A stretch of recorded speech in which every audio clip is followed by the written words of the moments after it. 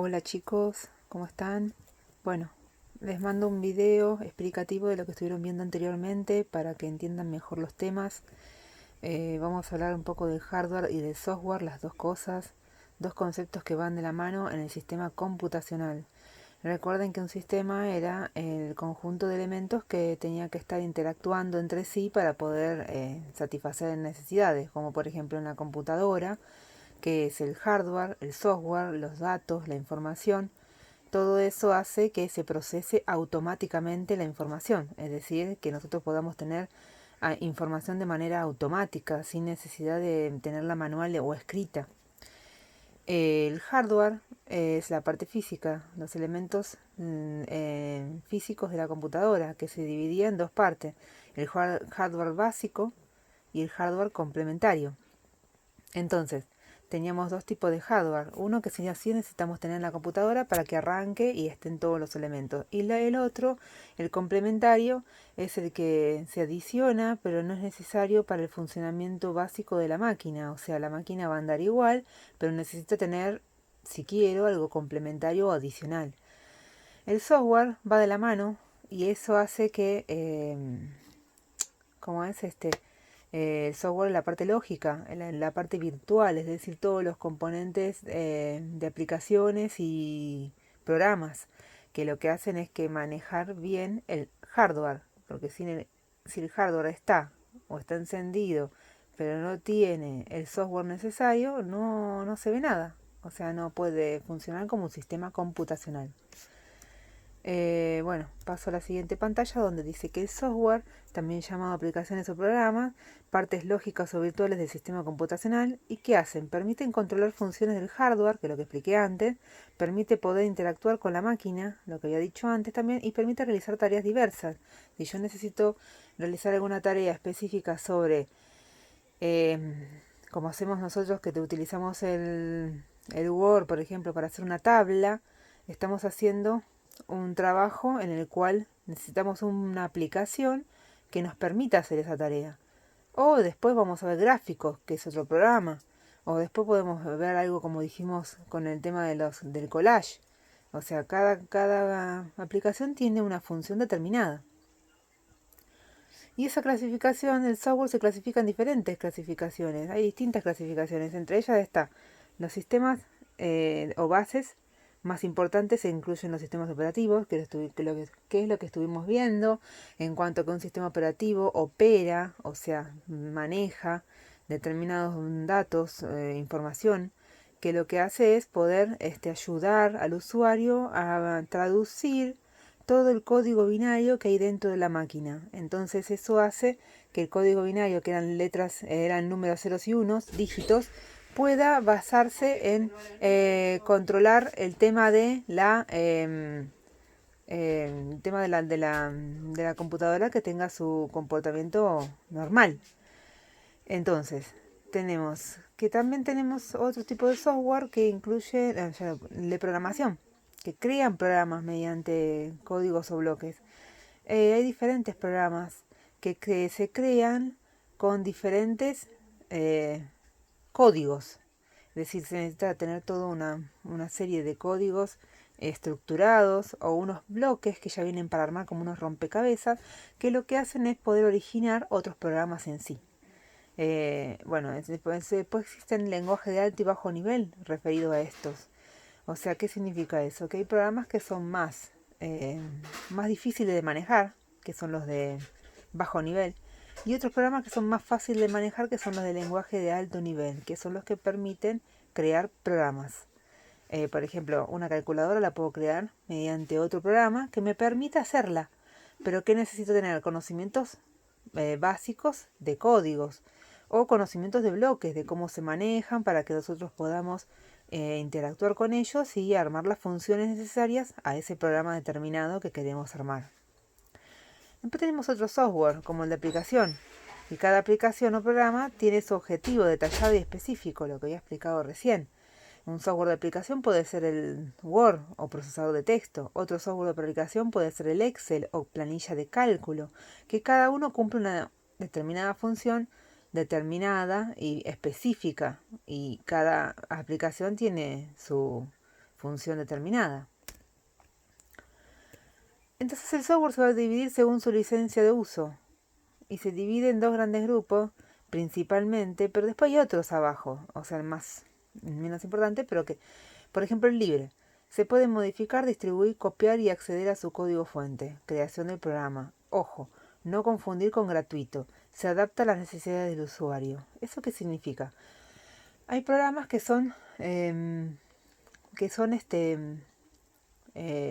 ¿vieron como los de Android?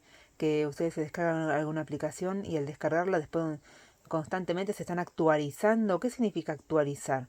Hay programadores o gente que está detrás de todo eso, que lo que hace es modificarlos a los programas, distribuirlos, o sea, hacer copias, copiarlos. Y su código fuente sería cómo se creó ese programa. Yo tengo el acceso a ver cómo se creó el programa. Entonces, ¿qué pasa? Vamos a suponer, yo me hice un jueguito y lo coloqué en el Play Store para que otros lo descargaran. Ese juego, si está de código abierto o código fuente abierto, significa que yo teniendo conocimientos en programación, puedo entrar a ese juego con un programa y modificarle algunas funciones a mi gusto. Entonces, ese programa o ese jueguito ya va a tener otras funciones adicionales que antes no tenía quizás. Entonces es un programa libre. Se puede modificar su código para acceder a las funciones y cambiarlo.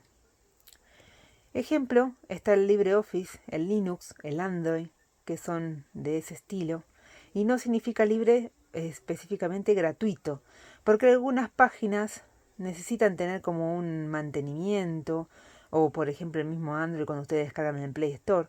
Entonces normalmente se abona algo. No ustedes quizás, pero bueno, con las publicidades o algunos veces determinando si quieren entrar a alguna página sí hay que abonar algo, pero muy básico. Y en cambio el privativo o comercial es aquel software que tiene una licencia paga de uso después de un tiempo. Lo realiza una empresa con fines comerciales y lucrativos. No se tiene acceso al código fuente o solo aparte de él. Es decir, está como bloqueado ese código de cómo fue creado ese programa para que otros no lo copiaran, no lo distribuyeran y no lo modificaran, porque como es una empresa necesita recaudar. Entonces normalmente después de un tiempo, como Windows, necesita tener un acceso de licencia en el cual lo tienen instalado de Windows y después de un tiempo les piden que pagar el original. Si no lo hacen, después va a empezar a andar mal el sistema operativo Windows en la computadora y muchas veces hay que instalar otras cosas extras como para que funcionara como antes, pero después de un tiempo vuelve a fallar eso porque les va a pedir siempre el Windows original, que es el que no tiene problemas, el que tiene soporte técnico, el que tiene varias cosas que los otros no tienen. Y por ejemplo, Microsoft Office, que es un paquete de programas como el Word, Excel, OneNote, Access, base de datos, PowerPoint, todos vienen ahí. Y el LibreOffice que está arriba, que dijimos que era libre, también son parecidos a esos programas de Microsoft Office, pero el LibreOffice se descarga gratuitamente de internet. En cambio el Microsoft Office muchas veces se puede descargar, pero después de un tiempo anda mal. Y otros software que existen son el shareware, el trial y el demo. ¿Qué son esos? Por ejemplo, yo me puedo descargar de internet en una página algún programa que diga que es de tipo shareware, que es de prueba, una versión de prueba, que puede durar un tiempo. El trial también dura un tiempo, pero el trial dura menos tiempo que el shareware. El shareware puedo tenerlo en una versión de prueba que puede ser hasta ilimitada y me lo descargo y lo tengo ahí y tiene las funciones básicas, pero bueno, después de un tiempo quizás me falle, pero un tiempo más largo. El trial tarda menos. Y el demo es que no tiene todas las funciones, el programa no tiene todas las funciones, sino que es una demostración, muestra algunas funciones nomás y luego hay que pagarlo. Ese, por ejemplo, normalmente se ve en los juegos, los demos. Entonces, o pasa un nivel y después les dice que los otros siguientes niveles tienen que pagar una licencia o abonar algo para poder seguir utilizándolo. Entonces ahí tenemos los diferentes tipos de software más importantes que hay. el software libre versus el comercial. Ahí hay un video explicativo que lo van a ver para armar el trabajo, que van a ver un video. Van a ver realmente 3 videos. Este es un video que yo había colgado, que era el más como que relacionaba todo junto y explicaba brevemente el software libre y la diferencia con el privativo comercial. Pero eso se puede ver tranquilamente en la tarea y acá le asocié el link para que después lo vean y vean la diferencia fundamental, nada más, que es lo que estuve diciendo antes. Sistema operativo. Es un conjunto de programas básicos que deben estar perfectamente sin daños para que la computadora pueda funcionar de una manera óptima. Es decir, son varios archivos también, que si alguno de ellos falla, les va a empezar a fallar la computadora, porque no van a poder hacer determinadas cosas. Entonces, el sistema operativo es un conjunto de programas, varios, no uno solo, y actúan todos en su conjunto. Entonces, si alguna vez falla el sistema operativo, puede salir una pantalla azul puede salir una pantalla azul al comienzo cuando cuando se inicia la computadora o en cualquier momento, indicando de que puede ser un problema del sistema operativo, que está dañado tal archivo. Bueno, entonces ¿dónde se guarda el sistema operativo? Se guarda en el disco rígido, pero al encender la PC pasa a la memoria RAM. Por eso les decía que la memoria RAM era fundamental, era importante. La memoria RAM era la que permitía que todos los programas o datos o información estén en la computadora como tal, pero que estén relacionados con el tema de ¿cómo es? Con el tema del trabajo temporal, es decir, lo que está cuando la computadora está encendida, que luego pasa, si todo está guardado, pasa de vuelta al disco rígido. Recuerden que si no guardan un trabajo, se complica porque el trabajo al no ser guardado tiene el problema de que no se va a guardar y se borra. Algunas veces cuando prendo la computadora otra vez, me encuentro con que ese programa está... ¿cómo se dice? Está como autorrecuperado, porque tiene un sistema de autorrecuperación, pero no todos tienen eso. Entonces, si yo no guardo un trabajo, posiblemente se borre. En el celular, el sistema operativo está almacenado en una memoria ROM interna o flash. Pueden ser cualquiera de las dos. La más rápida es la flash y la mejor, porque tiene más sistemas de almacenamiento, mayor capacidad, como los celulares nuevos. Y bueno, la ROM es un poquito menos de funcionamiento. Sistema operativo habíamos dicho que traduce el lenguaje de máquina, que es lo que le explicaba antes, que es interpretado por el microprocesador, para que el usuario pueda comprender mediante lenguaje más coloquial todo lo visto en la pantalla. Fíjense en acá, si lo ven, está el usuario de un lado y el hardware con ceros y unos. Entonces, si el usuario no tiene el sistema operativo, no puede ver imágenes, textos, números, que son los que nosotros entendemos. Veríamos ceros y unos nada más, sin la traducción. Ejemplos están en el Mac OS, Android, Windows 2, o sea, el sistema operativo, ¿no? El sistema operativo, el 2, fue el primero que se creó. El MS2 vino después, pero está integrado actualmente en el Windows. Antes era solamente ese el que valía. Y ese normalmente venía con una pantalla de código en pantalla negra que ustedes tenían que codificar todo para hacer. No es como ahora que tienen la pantalla codificada con gráficos, como cuando hacemos un clic en una carpetita o entramos a internet con un icono. Todo eso no existía en los iconos, las carpetas, todo. Lo que existía era la pantalla en negro en el cual se podía observar, ahora en la siguiente pantalla lo vamos a ver, que se podía observar que teníamos que ingresar códigos para hacer algo. Por ejemplo, yo para entrar ahora a algo necesito tener un clic, hago un clic y punto. O con el dedo en el teclado, en la pantalla táctil del celular y entro al determinado lugar que le quiero hacer. En cambio antes no, había que escribir por ejemplo un código, cd y el nombre de la carpeta, o cd y el nombre del archivo que quiero abrir. Si no tenía esos códigos, o no lo sabía, se complicaba el manejo de el 2, que es Sistema Operativo de Disco. Es el primer Windows que apareció. Entonces el sistema operativo ejecuta programas, gestiona recursos de hardware, como por ejemplo la memoria, Si hay poca memoria les va a salir en la pantalla que no pueden hacer muchas cosas porque la memoria está reducida. Entonces administra todo lo que hay adentro de la computadora. Por eso es importante el sistema operativo. Y existen dos, sistemas multitareas y multiusuarios. Los multitareas son los que permiten hacer varias cosas a la vez. Y mono, una sola. Por ejemplo, el DOS, que era el primer sistema operativo, solamente administraba una sola tarea por vez y no podía hacerse varias cosas como hoy. Por ejemplo, escuchar música, que internamente, aunque no nos diéramos cuenta, el sistema operativo está trabajando y administrando archivos que nosotros no vemos y están ocultos y los maneja. En cambio, antes no se podía eso.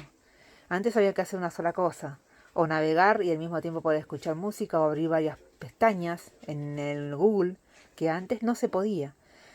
Entonces los sistemas operativos fueron cambiando, evolucionando para hacer varias cosas a la vez. En cambio el DOS o el primer Windows que apareció, la versión 3.1, eran de este estilo, eran monotarea. Después empezaron a aparecer todos multitarea. Pero aparte de multitarea y monotarea, están los monousuario o multiusuario. Entonces, ¿qué es monotarea, monousuario? Bueno, ejecutan varias tareas a la vez el multitarea. Y el multiusuario que puede tener varias sesiones en la misma computadora. Y el monousuario solamente uno lo puede manejar. ¿Qué significa eso? Vieron que en la computadora hay lo que se llaman cuentas de usuario o sesiones. Yo puedo ingresar en la computadora, prenderla y ver que está Juan, Pepe y María. Y que a cada lado tienen como para ingresar las contraseñas. Eso significa que van a poder ingresar a cada lugar del disco rígido por separado y esas personas van a tener su lugar privado. Entonces, eso era el multiusuario. Ahora, pero antes con el 2 o los primeros Windows, versiones en 3.1, el 3.0, no se podía hacer, era todo monousuario. Solo una persona ingresaba y podía hacer todas las cosas y no había cuentas de usuario para poder manejarlas de manera general y particular por cada usuario. Monotarea, todo eso lo vimos, monoproceso. Entonces son los tipos de sistemas operativos basados en cómo funcionan. Después existen otros de sistema operativo como monousuario y monotarea. Y acá les doy las explicaciones. ¿Cuáles son? Monousuario y monotarea son el 2, el Windows 3.1, el Linux en el 90 cuando empezó. Y multiusuario es todas las versiones de Windows que hay ahora, la Android, Linux, Unix, todo lo de ahora. A partir del 2000 más o menos. Sistema operativo de disco, como explicaba antes, el 2. Primer sistema operativo de pantalla negra y uso de código sin pantalla gráfica. Por ejemplo, acceder a la IP de la máquina. La IP sería como la dirección que tiene cada computadora. Tiene por separado. La dirección de cada computadora es distinta. Entonces va a tener una dirección IP. Y van a estar colocados, cómo se hace, cómo se llega a esa pantalla negra. Que ahora se sigue utilizando ese 2 que está dentro de Windows. Pero ¿cómo se utiliza? Van a la barra de búsqueda, ponen CMD y allí colocan el código ipconfig y les va a aparecer unos números raros. Por ejemplo, eso se hace desde la barra de búsqueda cuando comienza el escritorio, es decir, desde acá. Ahora les muestro. Es decir, si yo minimizo esto, tengo acá abajo la barra de búsqueda y ahí pongo CMD. CMD.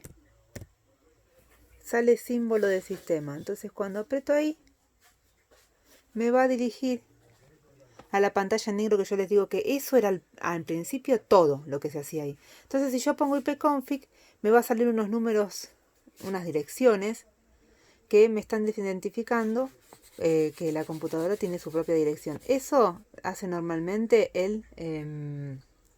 cuando nos piden por internet, cuando falla la conexión o pasa algo, que nos piden la IP para poder dirigirnos de allá, cosas que estamos acá, o sea, como entrando a la máquina de nosotros. Y los numeritos normalmente pueden ser varios. Ahí hay uno que está marcado, igual cuando vean el PDF lo van a ver mejor. Bueno, entonces seguimos con esto. Vamos a volver de vuelta donde estábamos. Ahora, memorias. Bueno, Le voy a dejar primeramente este archivo hasta acá y voy a dejar otro video ahora cuando termine de subir este, si no se va a hacer muy largo.